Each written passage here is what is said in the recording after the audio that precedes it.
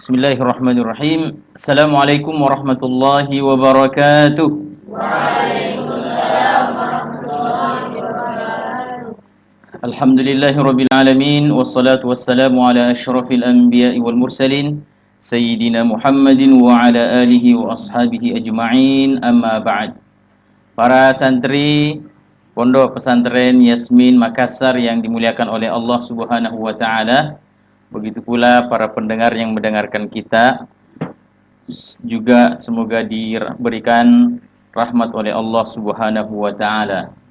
Alhamdulillah kita bertemu lagi di malam ini, yaitu malam Kamis, setiap malam Kamis insyaallah dalam program perbincangan tentang kajian-kajian tentang ilmu tajwid, ilmu yang membicarakan tentang bagaimana cara membaca Al-Quran dengan baik dan benar. Alhamdulillah sudah beberapa kali pertemuan telah kita laksanakan dan malam hari ini kembali kita melanjutkan kembali pembahasannya. Dan tak lupa juga kita bersalawat kepada Rasulullah dengan mengucapkan Allahumma salli ala Muhammad wa ala ali Muhammad. Para santri yang dimuliakan oleh Allah Subhanahu wa taala, malam ini saya akan menjelaskan masih berkaitan tentang muqaddimah ya, atau pendahuluan tentang ilmu tajwid. Imam As-Sabban rahimahullah mengatakan inna mabadi'a kulla fannin asyrah al-hadd wal mawdu'u thumma ath-thamrah wa fadluhu wa nisbatul wal wadi' wal ismu listimdadu hukmu syari' masail wal ba'du bil ba'd iktafa wa man daral jami'a haza asy-syarafa. Nah, itu perkataan Imam Ibnu Sabban. Ya, beliau mengatakan Inna mabadi'a kulla fannin asyrah. Ya. Inna sesungguhnya mabadi'a dasar, pondasi setiap ilmu itu ya asyarah, ada 10. Ya, jadi kalau kita mau belajar suatu ilmu, maka harus kita ketahui 10 dulu. Kita mau belajar ilmu tajwid, harus paham 10 dulu sebelum belajar tajwid. Kita mau belajar tafsir, paham 10 dulu. Ya. Kata Ibnu Sabban ini sebelum kita mempelajari ilmu itu. Ilmu apapun yang kita mau pelajari harus dipaham dulu 10 ini. Nah, ini berkaitan dengan ilmu tajwid. Imam Ibnu Sabban mengatakan inna mabadi'a kulla fannin asyrah. Sesungguhnya ya disiplin suatu ilmu atau dasar pondasi suatu ilmu itu ada 10. Ya. Apa itu? Al-haddu wal mawdu'u thumma ath-thamrah. Ya, al-haddu itu ya artinya pengertian. Ya, al-haddu artinya pengertian atau ta'rif atau definisi. Nah, jadi setiap apa yang kita mau pelajari, kita mau belajar tajwid, maka harus tahu dulu apa definisi tajwid. Mau belajar tafsir, apa definisi tafsir, makna definisinya. Apa mau belajar hadis, harus tahu dulu apa itu hadis. Nah, sekarang karena kita berbicara tentang tajwid, maka apa definisi tajwid? Masih ingat definisi tajwid? Masih ingat? Secara bahasa artinya memperindah atau membaguskan. Secara istilah, ada yang masih ingat? Secara istilah tajwid, secara istilah definisi tajwid secara istilah ikhraju kulli harfin. Apa artinya itu? Mengeluarkan setiap kulli. Ikhraju itu artinya mengeluarkan. Kulli setiap harfin huruf min makhrajihi dari makhrajnya, dari tempat keluarnya. Ma'i apa artinya ma'a? Disertai i'ta'ihi, memberikan kepadanya. Kepada apa? Dulu kepada huruf. Apa yang diberikan? Haqqahu, haknya.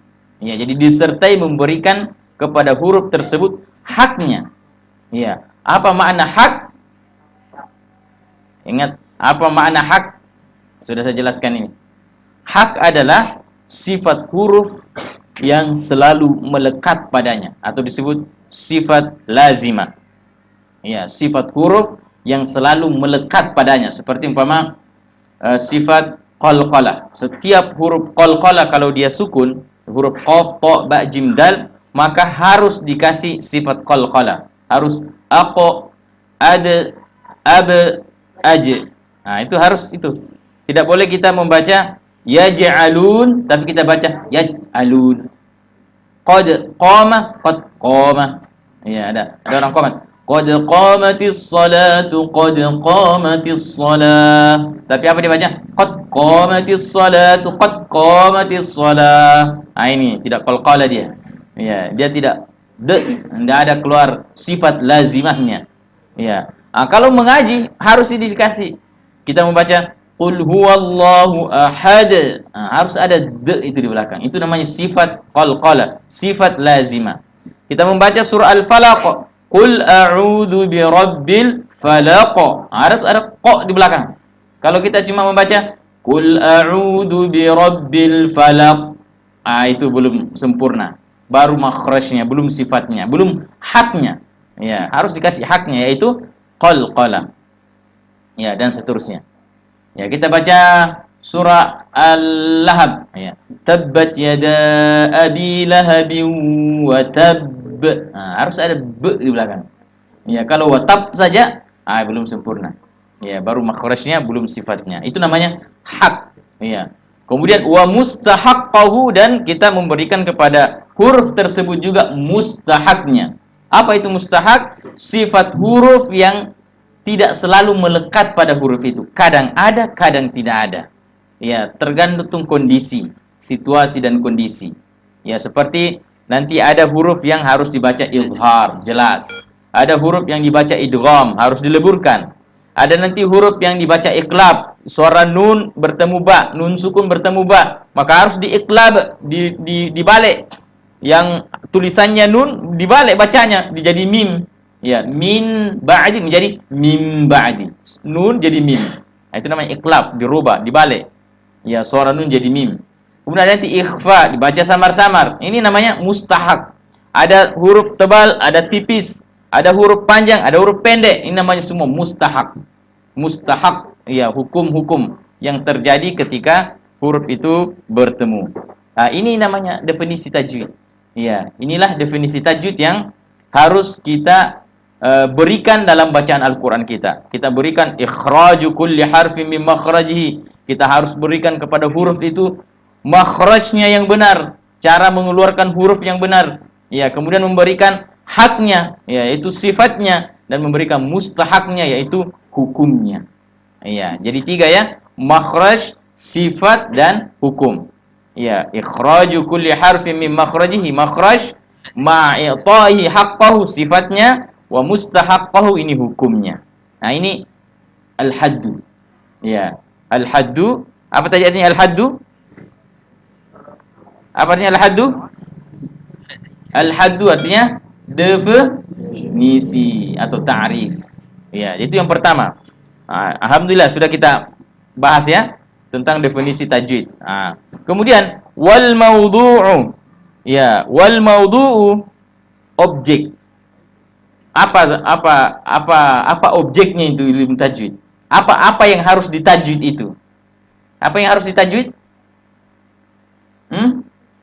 Apa yang harus dibaca dengan tajwid? Ada yang tahu? Apa yang harus ditajwid? Ini namanya maudhu. Al-Quran, betul. Iya, yang harus ditajwid adalah Al-Quran. Ini wajib. Kalau hadis wajib ditajwid enggak? Tidak. Kalau kita berbahasa Arab? Tidak. Kalau Facebook bahasa Arab? Tidak. Kalau bahasa Arab? Itu tidak. Man anta? Man anta. Ya, ada persis begitu. Kita baca hadis, innamal a'malu binniyat. Ada nun bertasydid, tidak perlu dibaca innamal a'malu binniyat. Tidak perlu gunnah di situ, dengung-dengung. Itu baca hadis. Ya, apalagi kalau ya ngomong Arab, ya tidak perlu. Ya, yang penting jelas makhrajnya ya sudah cukup. Ya, tapi membaca Al-Qur'an, wah itu ada ada cara khusus. Ya, dan itulah yang disebut dengan ilmu tajwid. Ya, itulah yang disebut dengan ilmu tajwid, ya, yang harus digunakan ketika kita membaca Al-Qur'an. Dan ini sudah menjadi apa? Sudah dari sananya, ya istilahnya. Sudah menjadi turun temurun Al-Qur'an dibaca seperti itu. Makanya Imam Ibnul Jazari itu mengatakan dalam matan Al-Jazariyahnya di bab tajwid, beliau mengatakan wal akhdhu bit tajwid hatmun lazimu. Menggunakan, memakai ilmu tajwid ketika kita baca Al-Qur'an lazim, harus, mesti, ya. Man lam yujawwidil Qur'ana athim. Siapa yang tidak mentajwidkan bacaannya ketika dia baca Al-Qur'an, kata Imam Ibnul Jazari, athim, dia berdosa. Ya, tapi berdosa di sini bukan berdosa secara syar'i, berdosa secara istilahi. Artinya kalau seseorang tersebut ya sudah tahu dirinya bahwa dia tidak bagus mengajinya, lalu dia tidak mau lagi belajar, ini akan bisa mendapatkan dosa. Ya, tapi kalau dia terus belajar mengaji, dia terus berusaha, maka insya Allah ya dia ma'dzur, dia akan diberikan uzur, atau dia insya Allah akan diampuni oleh Allah Subhanahu wa taala. Ya. Kata Imam Jazari, "Man lam yujawwidil Qur'ana athim." Kenapa bisa berdosa? Kalau orang baca Al-Qur'an lalu kemudian tidak bagus bacaannya, alasannya Imam Jazari, li'annahu bihil ilahu anzala. Karena Al-Qur'an itu diturunkan ya dari Allah ke malaikat Jibril, dari malaikat Jibril dibawa ke Rasulullah, Rasulullah ke sahabat, sahabat tabi'in, ke tabi'in sampai sekarang ini itu sudah berpaket dengan ilmu tajwid. Ya, artinya dari dulu itu Al-Qur'an tidak pernah dibaca tanpa tajwid. Dari dulu Al-Qur'an itu dibaca dengan menggunakan tajwid cara bacanya. Jadi malaikat Jibril itu membacakan Al-Qur'an kepada Nabi Muhammad itu dengan tartil. Makanya dalam Al-Qur'an Allah mengatakan warattalnahu tartila, dan kami membacakannya kepada Rasulullah Al-Qur'an itu tartila, dengan tartil. Tartil itu ya dengan tajwid. Ya. Maka dalam Al-Qur'an Allah perintahkan warattilil Qur'ana tartila, bacalah Al-Qur'an itu dengan tartil. Ya, karena memang dari sananya diturunkan seperti itu. Iya, li'annahu bihil ilahu anzala wa hakadha minhu ilaina wassala. Begitu Al-Qur'an sampai kepada kita dengan dibaca dengan tartil. Kemudian sambungan matan Al-Jazari itu wa huwa aidan hilyatut tilawah. Tajwid itu adalah perhiasannya bacaan. Bayangkan. Jadi tajwid itu perhiasan. Apa itu perhiasan? Bunga-bunganya bacaan. Kalau hilang bunga-bunganya bacaan, berarti hilang keindahan bacaan Al-Qur'an. Maka semakin bagus tajwidnya bacaan Al-Qur'an kita, semakin indah itu Al-Qur'an terbaca. Tapi kapan suara kita walaupun merdu, suara kita panjang, tapi hilang tajwidnya ketika kita baca Al-Qur'an, maka keindahan Al-Qur'an itu hilang. Ya, maka bertajwidlah ketika baca Al-Qur'an, maka bacaan Al-Qur'an itu akan indah, walaupun suara kita tidak terlalu indah atau biasa-biasa saja. Maka Al-Qur'an akan terdengar dengan indah, karena tajwid ini adalah hilyatut tilawah, tajwid ini adalah perhiasannya bacaan. Ya, wa huwa aidan hilyatut tilawah. Ya. Baik. Ya, sudah dua ya. Al-haddu wal mawdu'u. Ya, definisi, kemudian setelah definisi objeknya yaitu Al-Qur'an itu sendiri. Ya, kemudian tsumma samrah. Kemudian apa tujuan? Apa kegunaan kita belajar tajwid? Ada yang lalu saya jelaskan. Ya, tujuan mempelajari ilmu tajwid salah satunya adalah untuk menjaga lisan agar terhindar dari kesalahan ketika kita baca Al-Qur'an. Itu namanya samrah. Tujuan mempelajari ilmu tajwid. Ya. Lidah kita ini bukan lidah orang Arab. Ya. Lidah kita ini namanya lidah ajam. Ya, lidahnya bukan orang Arab. Ya, tentu ya berbeda hurufnya orang Arab dengan orang Indonesia. Ya, sama seperti umpama huruf R. Huruf R. Itu rasakan. R. Tapi kalau orang Arab bilang ro, tidak boleh bilang ro. Ya, enggak begitu, enggak banyak getarannya. Tapi kalau kita bilang R, nah itu banyak getarannya. Tapi kalau orang Arab bilang ro, berarti itu katanya kalau banyak getarannya, ro itu berarti banyak ro dibaca. Karena orang Arab kalau membaca huruf ro cukup satu kali getar saja. Ar-rah, bukan ar-rah. Enggak terlalu banyak getaran. Banyak getaran maka itu melahirkan ro yang banyak. Nah, ini tentu sudah berbeda. Ya, berbeda cara penyebutannya. Maka perlu kita harus belajar bagaimana caranya orang Arab membaca hurufnya. Ya, karena berbeda huruf kita dengan hurufnya orang Arab. Ya.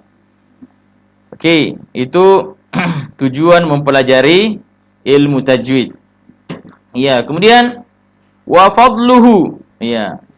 Wa fadluhu, apa keutamaan mempelajari ilmu tajwid? Ya. Keutamaan mempelajari ilmu tajwid ya sangat banyak. Ya, sangat banyak sekali keutamaan mempelajari ilmu tajwid. Ya. Pertama, ilmu tajwid ini adalah ilmu yang paling mulia dari sekian ilmu.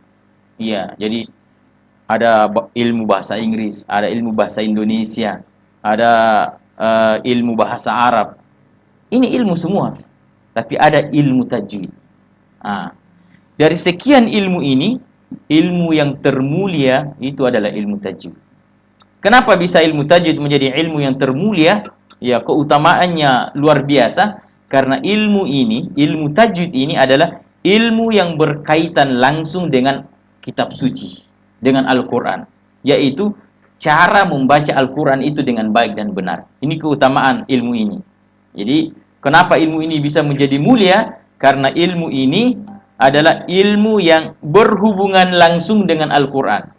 Ya, sudah saya jelaskan pada pertemuan-pertemuan lalu. Kenapa kita bisa menjadi mulia? Rasulullah menjadi manusia termulia di muka bumi ini. Karena itu, Rasulullah diturunkan kepadanya Al-Quran. Malaikat Jibril menjadi malaikat termulia dari sekian malaikat karena malaikat Jibril yang membawa Al-Quran ke Rasulullah. Iya. Para penghafal Al-Quran menjadi manusia termulia. Kata Rasulullah, ahlul Qur'ani ahlullahi hum ahlullahi wa khassatu. Para penghafal Al-Quran mereka adalah keluarganya Allah dan orang khususnya Allah. Kenapa mereka bisa mendapat kemuliaan begitu, dijadikan oleh Allah sebagai keluarganya, sebagai orang khususnya? Karena mereka ada hubungannya dengan Al-Quran, itu dia hafal itu Al-Quran. Tiap hari dia bersama Al-Quran, dia hafalkan, dia murajaah terus, dia dan siang malam dia bersama dengan Al-Quran, maka dia dapat kemuliaan. Kata Nabi, ahlul Qur'ani ahlullahi wa khassatu. Ya, penghafal Al-Quran atau pecinta Al-Quran itu adalah keluarganya Allah dan orang khususnya Allah. Dan masih banyak lagi apapun yang ada kaitannya dengan Al-Quran itu dimuliakan oleh Allah Subhanahu wa ta'ala. Jadi siapa yang ingin dimuliakan oleh Allah, maka ya carilah apa yang ada hubungannya dengan Al-Quran. Ya, kita menjadi kalau tidak bisa kita menghafal Al-Quran, menjadilah orang yang menyokong, membantu orang hafal Al-Quran, bantu berikan belikan mushaf Al-Quran kalau tidak punya mushafnya, bantu berikan makanan kalau tidak ada makanannya, bantu berikan minuman kalau tidak ada minumannya. Berarti kita ikut ya ada hubungan kita dengan Al-Quran. Maka insya Allah Allah akan muliakan dengan amalan seperti itu. Iya. Baik. Wa fadluhu dan keutamaannya. Kemudian wa nisbatun. Iya. Wa nisbatun hubungan dengan ilmu lain. Iya. Hubungannya dengan ilmu lain. Ilmu ini adalah ilmu yang istilahnya sangat mulia, ya, karena ilmu ini ya berhubungan langsung dengan ya Al-Quran. Ya, itu nisbatun, berhubungan dengan Al-Quran. Wal wadi' dan penyusunnya. Ya, siapa penyusunnya itu ilmu tajwid? Kalau ada pertanyaan, siapa yang menyusun ilmu tajwid? Kira-kira apa jawabannya antum semua? Siapa yang pertama membuat itu ilmu tajwid? Ada yang bisa tahu jawab? Ada yang bisa jawab? siapa orang yang pertama membuat atau mengarang ilmu tajwid? Ada yang bisa jawab? Iya. Jawabannya adalah kalau secara praktik, ya, itu adalah Rasulullah Sallallahu Alaihi Wasallam. Karena beliaulah Rasulullah mengajarkan sahabat. Ya, ya. Jadi malaikat Jibril mengajarkan Rasulullah. Tapi yang manusia ini, ya, yang manusia dengan manusia, siapa yang pertama? Yaitu Rasulullah. Rasulullah yang mengajarkan ilmu ini kepada sahabat. Berarti Rasulullah itu, ya, adalah manusia pertama yang mengajarkan ilmu tajwid secara praktek. Ya, karena dulu zaman Rasulullah belum ada buku tajwid. Tapi praktek ilmu tajwid sudah diamalkan. Ya. Bahkan di zamannya sahabat, ya, sahabatnya Nabi, ada muridnya, ya, jadi sahabat itu ada juga muridnya. Muridnya itu pernah suatu ketika muridnya itu membaca surah At-Taubah. Ya, surah At-Taubah. Ayat berapa itu ya? Bunyinya begini. Innamas sadaqatu lil fuqara'i wal masakin. Itu ayatnya. Ya. Waktu itu muridnya Ibnu Mas'ud ini, ya, itu membaca ayat itu dengan bunyi begini. Innamas sadaqatu lil fuqara'i wal masakin. Apanya yang salah di sini? Hah? Apa yang salah? Saya ulangi. Konsentrasi. Innamas sadaqatu lil fuqara'i wal masakin. Muridnya Ibnu Mas'ud itu membaca Innamas sadaqatu lil fuqara'i wal masakin. Hah? Ro-nya. Apa yang terjadi di ro? Yang benar adalah panjang. Ya, harus dipanjangkan 4 harakat. Namun muridnya Ibnu Mas'ud itu waktu itu membaca 2 harakat. Ya, harusnya lil fuqara 4. Tapi dia baca lil fuqara'i wal masakin. Nah, 2 harakat saja. Nah, maka pada saat itu Ibnu Mas'ud mengatakan kepada muridnya itu, dia mengatakan, "Ma hakadha 'allamaniha Rasulullah." Wahai muridku, tidak begitu dulu Nabi ajari saya. Lalu kemudian muridnya Ibnu Mas'ud mengatakan, "Ya, bagaimana caranya Rasulullah ajari kamu wahai Ibnu Mas'ud?" Ya, maka Ibnu Mas'ud mengatakan, ya, Rasulullah membaca dengan lil fuqara. Dicontohkan lil fuqara. Ya, belum ada ilmu tajwid waktu itu. Belum ada ilmu tajwid mengatakan kalau ada alif, setelah itu ada hamzah bertemu dalam satu kata itu namanya mad wajib muttasil, belum ada. Langsung praktek. Ya. Nabi tidak membaca lil fuqara tapi lil fuqara. Maka muridnya itu mengikuti, ya, apa yang dibacakan oleh Ibnu Mas'ud. Maka begitulah seterusnya. Ya, sampai nanti banyak orang salah dalam baca Al-Qur'an, para ulama lalu kemudian membuat buku tajwid. Ini. Kalau begini tandanya maka 2 harakat. Kalau begini modelnya 4 harakat. Kalau begini lagi ini 6 harakat dan seterusnya. Itu baru muncul ilmu tajwid. Ya, jadi ilmu tajwid ini di belakang. Ya, tapi praktek ilmu tajwid sudah dari zaman Rasulullah. Ya, bahkan Al-Qur'an diturunkan ke malaikat Jibril sudah pakai tajwid. Malaikat Jibril membacakan kepada Rasulullah bertajwid. Maka Rasulullah mengajarkan kepada sahabat juga bertajwid. Dan sampai sekarang semua guru-guru ilmu tajwid membaca Al-Qur'an dengan bertajwid. Tidak ada guru Al-Qur'an mengajarkan Al-Qur'an dengan tanpa tajwid. Ya, maka seorang hafizul Qur'an, seorang yang ingin menghafal Al-Qur'an, pertama dan utama dia harus memiliki bacaan yang bertajwid dulu sebelum menghafal. Kenapa? Karena bacaan Al-Qur'an yang dibaca dengan tajwid lalu kemudian disimpan di kepala.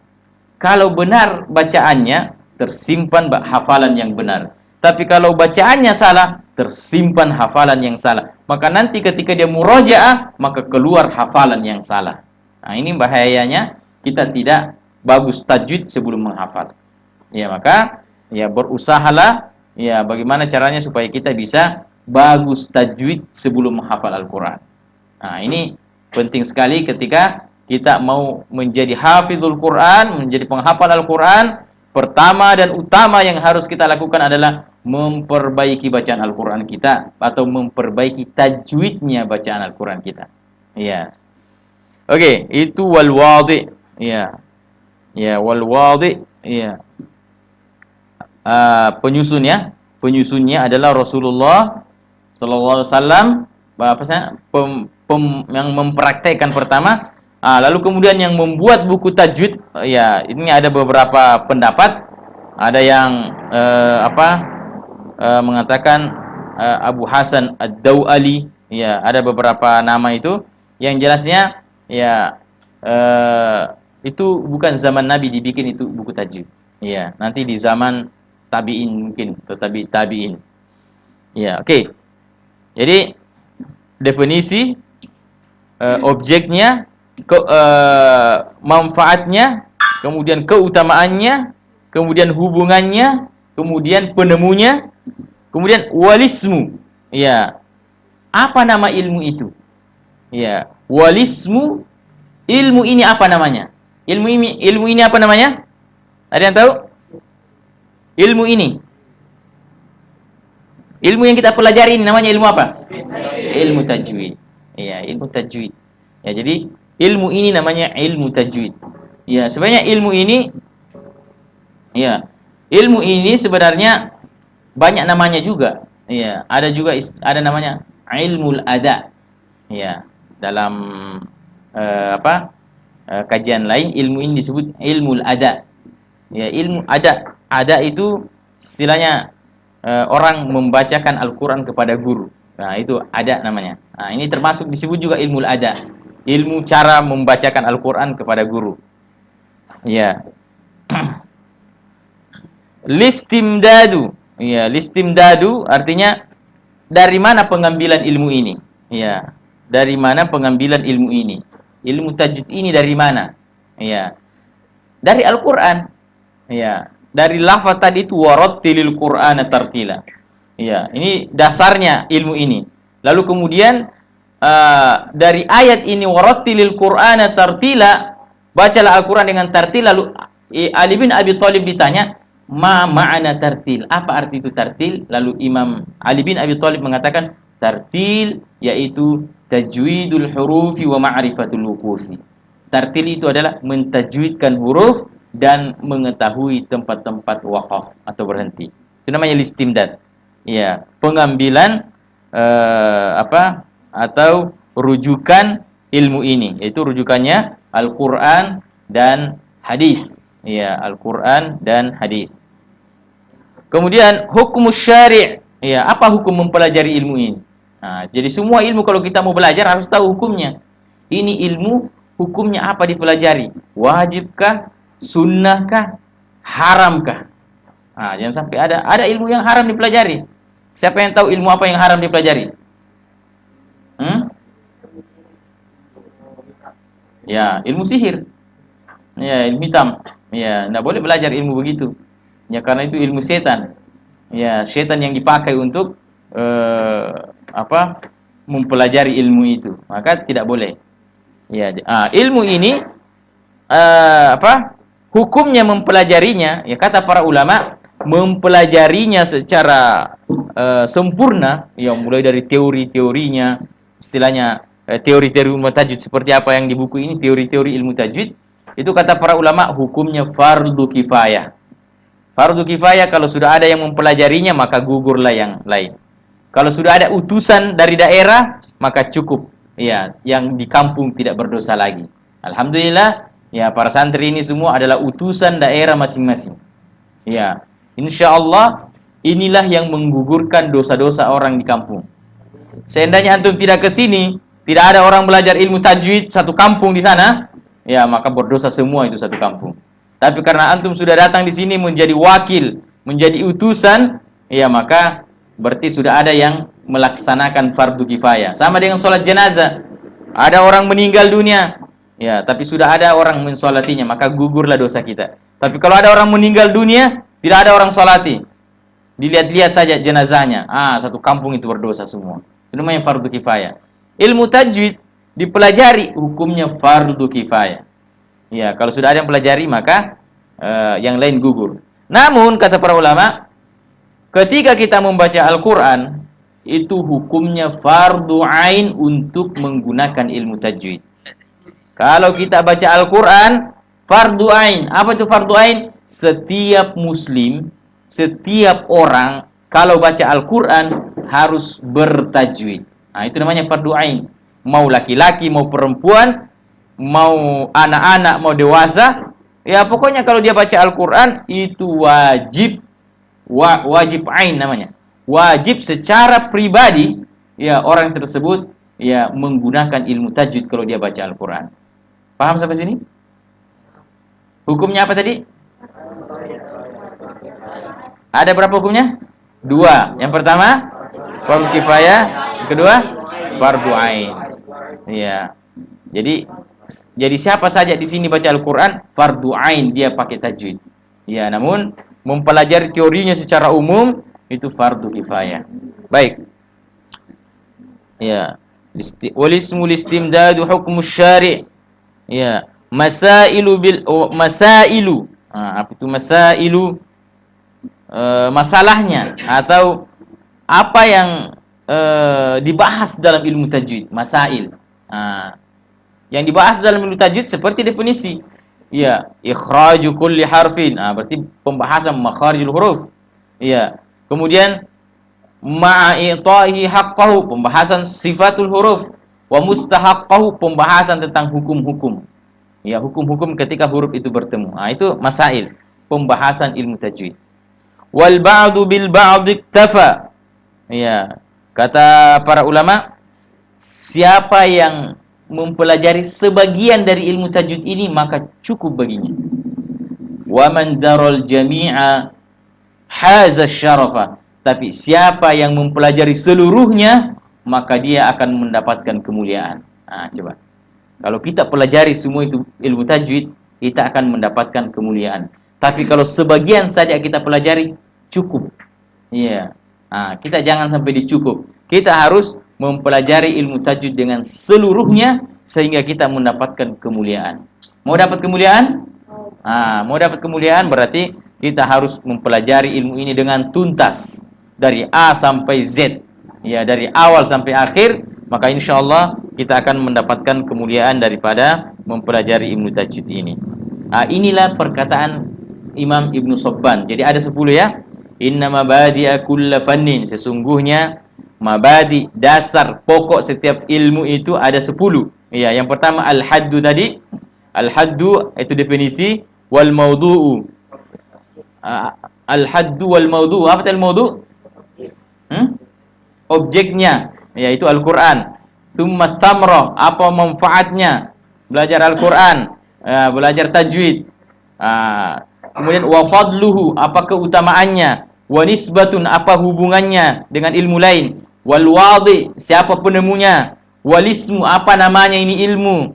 Listimdadu, sandarannya di mana? Ya, artinya dasarnya apa ini ilmu? Ya, dari Al-Qur'an dan Sunnah. Hukmus syari', apa hukumnya mempelajari ilmu ini? Masailu, apa pembahasan ilmu ini? Ya, wal ba'du bil ba'd iktafa, siapa yang mempelajari sebagian saja cukup baginya. Wa man daral jami'a haza syarafa, siapa yang mengambil seluruhnya, mempelajari semuanya, maka dia akan mendapatkan kemuliaan. Ya, karena ilmu ini adalah ilmu yang sangat mulia karena ada kaitannya dengan Al-Qur'an yang sangat mulia. Banyak ini pembahasan, cuma kayaknya waktunya sudah habis. Ya, baik. Oleh karenanya, ya ini masih muqaddimah ya. Ya, saya lanjutkan sedikit. Ya, jadi cara membaca Al-Quran kata yang dilarang itu, ya kata Imam Al-Muhaqqiq Ibnul Jazari rahimahullah. Ya, ini kemarin belum saya jelaskan ya. Di dalam buku Tajwid Praktis As-Safa itu disebutkan begini. Falaisa tajwidu bitamdhihil lisan. Tajwid itu bukan dengan cara mengunyah-ngunyah mulut. Ya, artinya seperti ada makanan di mulut. Gitu ya. Tajwid itu tidak boleh begitu. Ya. Jadi yang bagaimana benar? harus dibuka mulut kalau memang itu huruf yang harus dibuka. Iya. A. Jangan baca o. Iya. Ba. Jangan baca bu. Ma. Jangan mu. Nah, itu. Jangan seperti orang makan. Mu. Ya, gitu ya. Mau mengunyah-ngunyah ya. Mengunyah-ngunyah kan tidak ada orang mengunyah-ngunyah. Tidak ada. Mengunyah, itu tutup mulutnya, tidak mau terbuka. Iya, itu kata Imam Ibnu Jazari, bukan begitu orang baca Al-Qur'an dengan tajwid. Baca Al-Qur'an dengan tajwid, ya harus, ya apa kata Imam Jazari, apa? Walaysa bainahu apa? Bukan. Ya, orang bertajwid itu harus ini, riyadhah, melatih ini, rahangnya. Ya, huruf itu ada yang vokalnya o, ya maka berarti u. Nah, maka harus monyong. Ada yang a, ada yang i. Nah, itu. A, i, u. Ya, ada juga e. Ya, bismillahirrahmanirrahim. Re. Nah, itu. A, jadi alamin. U, yaqulu. Ya. I, ya. Qila. Nah, semua ada seperti itu. Jangan u semua. Jangan vokal o semua. Alhamdulillahi rabbil alamin. Nah, jangan i semua. Alhamdulillahi rabbil alamin. Ya, tidak boleh begitu. Harus dikasih sesuai dengan sifatnya dan makhrajnya yang benar. Ya, itu cara membaca Al-Qur'an dengan tajwid. Maka beliau mengatakan falaisa tajwidu bitamdhigil lisan. Tajwid bukan dengan mengunyah-ngunyah mulut.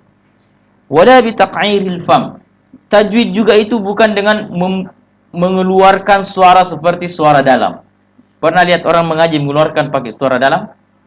Ya, kalau dia bicara, alhamdulillah sehat walafiat. Tapi mengaji langsung alhamdulillahi rabbil alamin. Kayak ditahan suaranya. Suara di sini.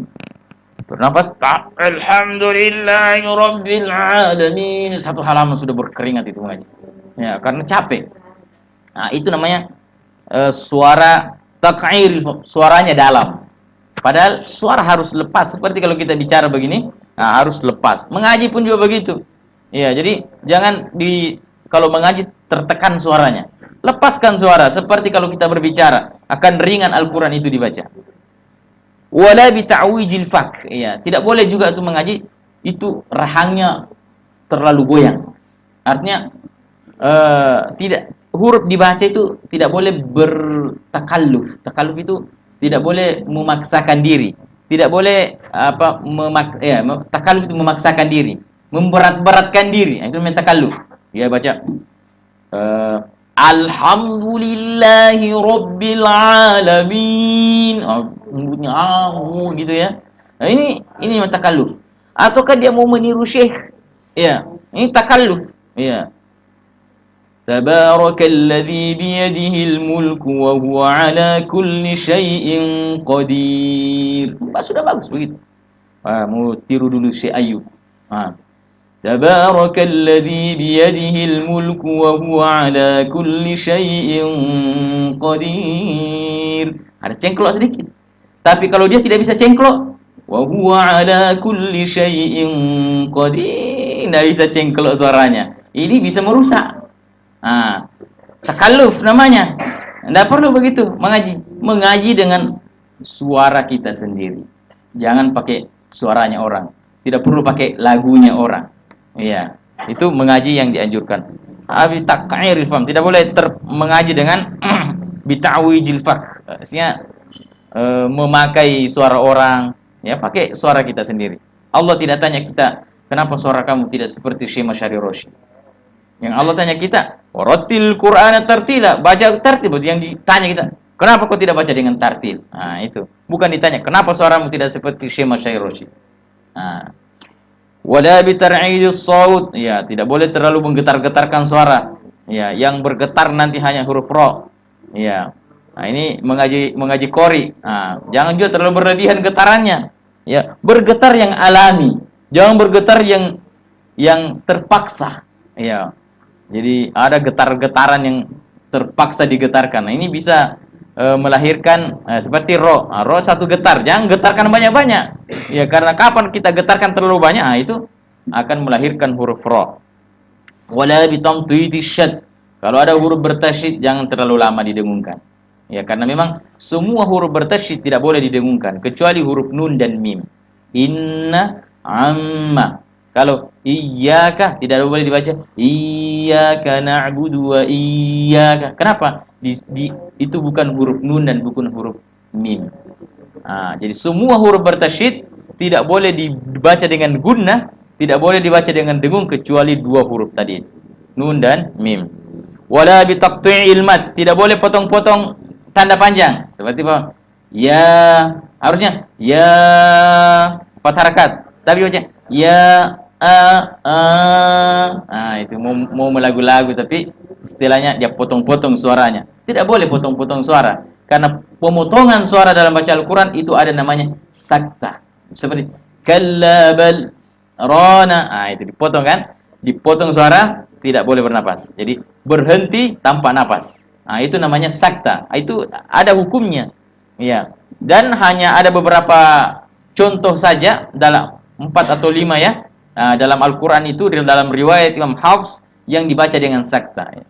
Kalla bal rana wa qila man raqa. Itu.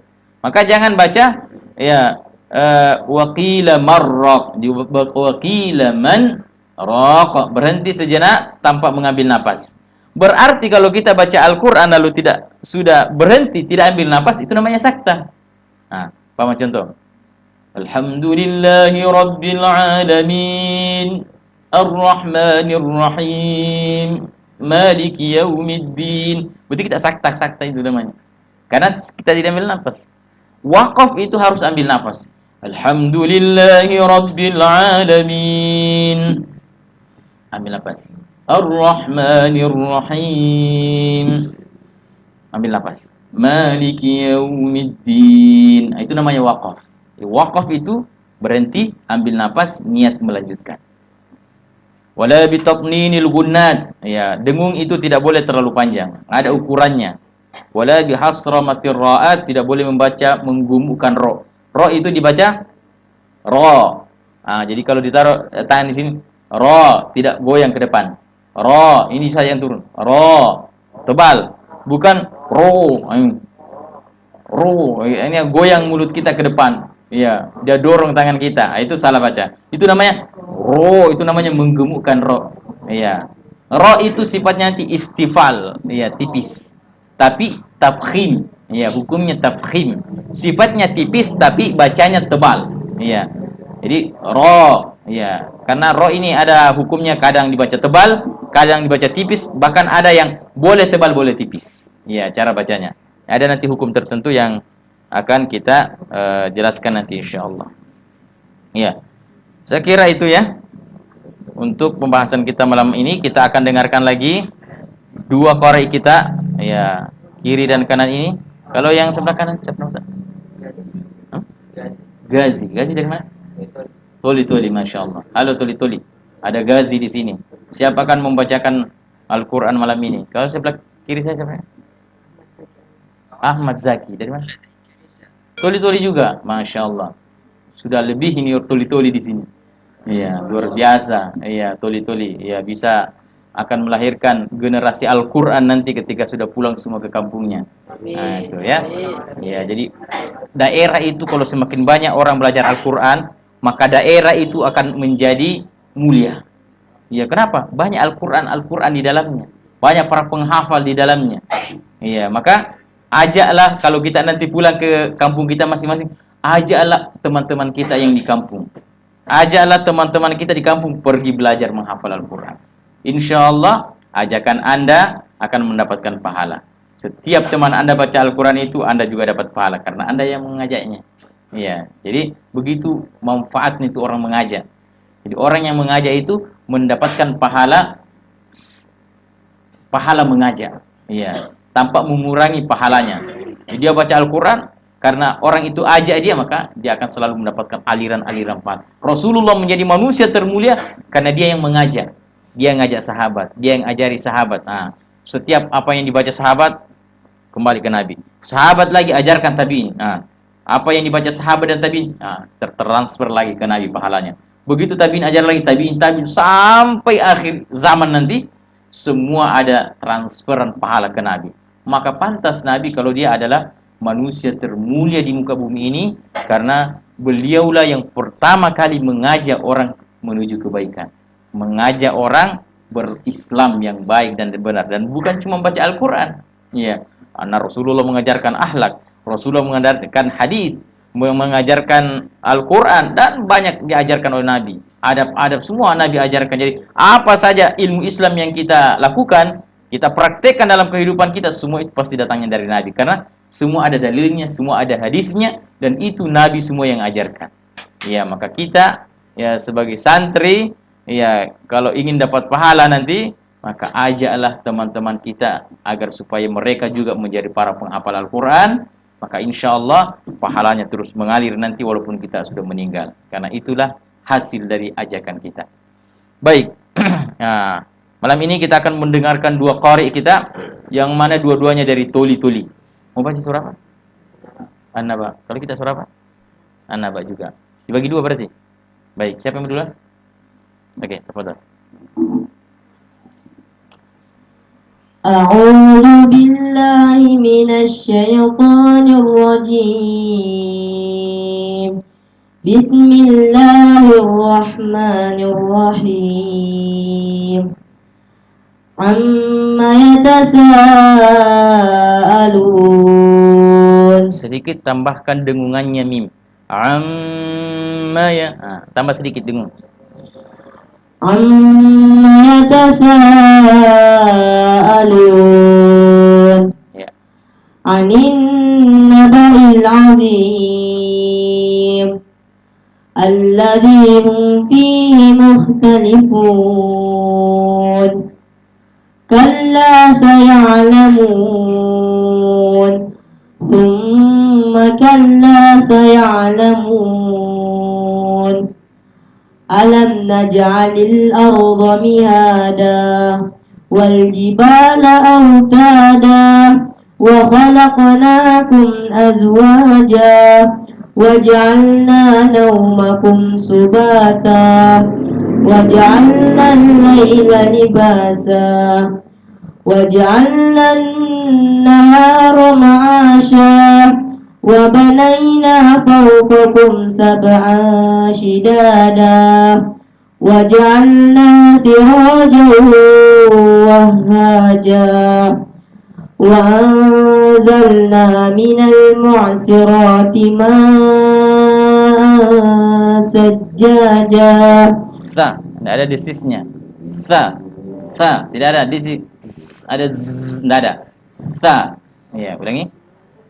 Wa anzalna من المعصرات ماء ثجاجا ya. لنخرج به حبا ونباتا وجنات ألفافا. Kasih ulangi. Alfafa, ada anginnya. وجنات ألفافا. Ulangi. وجنات ألفافا. Ya. إن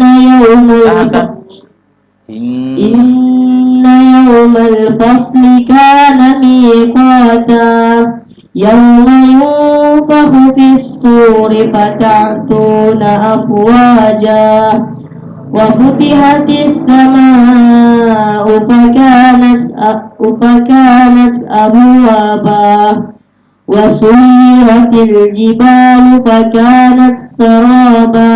Fakanat saraba. Jangan langsung leburkan tak ke dalam sini. Fakanat sara. Fakanat. Sempurnakan dulu sifatnya. Fakanat saraba. Ulangi. Wa futihatis sama'u fakanat saraba. Lagi. Wa futihatis sama'u fakanat saraba. Ya, jangan fakanat sa. Itu melebur tak ke dalam sin. Fakanat saraba. Ulangi. Wa futihatis sama'u fakanat saraba. Ya. Inna jahannama kanat mirsada. Mir. Ya. Inna jahannama kanat mirsada. Lanjut. Littagina ma'abah labithina fiha ahqaba la yadukuna fiha bardan wala syaraba illa hamiman wa ghassaqo. Ha-nya kurang pedas. Illa hamim Ha. Ha. Ya. Illa hamiman wa ghassaqo. Ya. Jazaa'an wifaqa.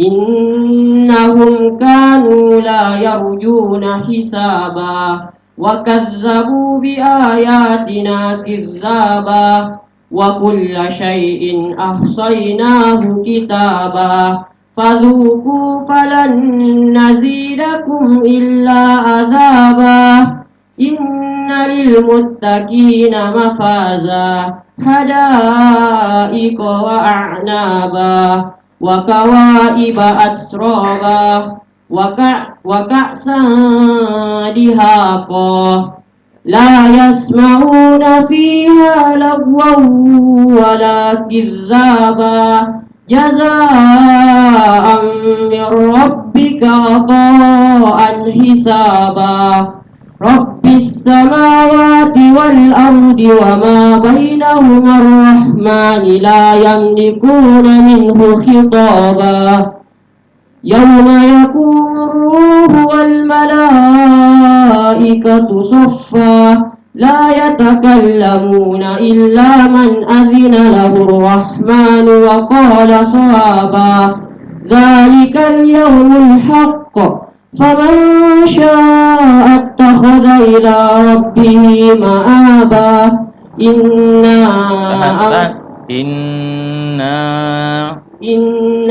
Tahan dulu.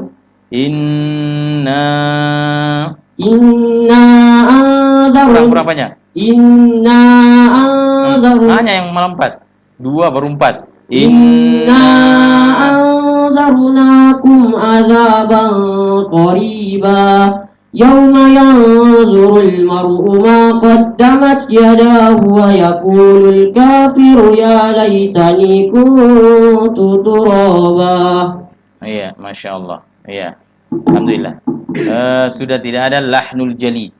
Ya, adalah yang ada lahnul khafi. Ya, kesalahan-kesalahan tersembunyi. Ya, yaitu harusnya berdengung, ya kurang berdengung. Ya, itu saja. Ya. Nah, dan itu sebagai seseorang yang ingin menghafal Al-Quran, semuanya harus, tidak boleh terjadi lahnul khafi juga. Jadi lahnul jali ya sudah tidak boleh sama sekali. Lahnul khafi ya diusahakan juga tidak terjadi, karena dua-duanya adalah kesalahan dalam membaca Al-Quran. Ya, alhamdulillah kita selalu memperdengarkan bacaan kita dan dikoreksi ya. Maka itulah kesalahan yang harus dikoreksi nanti. Kurang berdengung atau haknya kurang sedikit ya, hak pedas, ya, gitu ya, hak pedas. Nah, ini haknya orang Arab, ya, orang Indonesia tidak punya huruf ini, huruf ya, ha, ya, enggak sama bahasa kita, huruf hari-hari, ya, enggak jelas di mana itu, di mana makhrajnya, ya, bukan hak pedas, ya, bukan juga hak besar, bukan juga hak yang seperti ujung tenggorokan gitu ya. Nah, maka harus kita berlatih pada huruf itu, karena jarang kita dapatkan dalam bahasa kita atau dalam lafaz-lafaz Indonesia kita. Alhamdulillah, inilah ya dua qori kita yang dua-duanya berasal dari Toli-Toli, yang alhamdulillah Masya Allah ya, bacaan keduanya sudah sangat bagus. Ya, tinggal tadi sedikit dipoles ya, ditambah-tambahi dengungnya karena kurang berdengung sedikit. Ya, tapi secara umum alhamdulillah sudah bagus. Ya, mudah-mudahan ya nanti ya keduanya bisa menjadi hafil ya, yang akan bisa kembali ke Toli-Toli menghafizkan orang-orang di sana. Ya, insyaallah ya. Akhirnya dengan banyaknya para hafiz yang ada di muka bumi ini, maka bumi ini menjadi mulia karena adanya orang-orang yang memuliakan Al-Quran, ya, karena dihafalnya. Alhamdulillah, semudah-mudahan ya apa yang kita pelajari dari ilmu yang sangat mulia ini, apa yang kita dengarkan dari bacaan Al-Qur'an yang sangat mulia ini, maka kehadiran kita ya baik yang hadir di studio ini maupun para pendengar yang ada di belahan bumi sana ya atau ada di tempat masing-masing ya semuanya mendapatkan berkah Al-Qur'an yang dibacakan insyaallah. Inilah pertemuan kita pada malam hari ini. Mudah-mudahan ada manfaatnya. Kurang lebihnya mohon dimaafkan. Kita akhiri pertemuan kita ini dengan mengucapkan doa kafaratul majlis. Subhanakallahumma wa bihamdik asyhadu an la ilaha illa ant astaghfiruka wa atubu ilaik. Wassalamualaikum warahmatullahi wabarakatuh. Waalaikumsalam warahmatullahi wabarakatuh.